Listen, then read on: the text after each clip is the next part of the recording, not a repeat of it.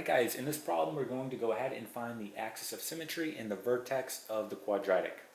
So we can see that we're given the equation of a quadratic. So let's go ahead and first find the axis of symmetry. And remember, the axis of symmetry is the vertical line that divides the parabola in two congruent halves. Right, so if we were to draw that out, right, here is our quadratic, right, we have our parabola.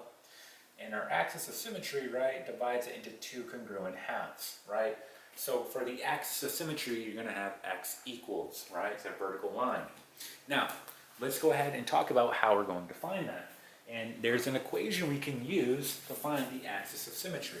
And it's going to be the following. We have x equals negative b all over 2a. This is how you find the axis of symmetry of a quadratic. Now, remember, this is in standard form.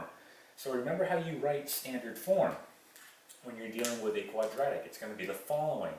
You're going to have ax squared plus bx plus c, right? That's standard form of a quadratic. Now, let's identify our values here. So here's our b value. We know that's going to be negative 6. Our a value is going to be 3. So let's go ahead and fill this information in. So we're going to get x equals, okay? Well, look what happens here. Two negatives, right? Because my b is negative 6. That's going to make a positive. So this becomes positive 6 all over 2 times my a value, which is 3. So 2 times 3 is 6, right? So we can see here that, well, we're just going to get 1. So our axis of symmetry is x equals 1. X equals 1. This is our axis of symmetry. So x equals 1. That is our axis of symmetry. Okay? Now, let's go ahead and find the vertex. This is pretty straightforward. All you have to do, once you find the axis of symmetry, you're going to go ahead and plug it into the original equation.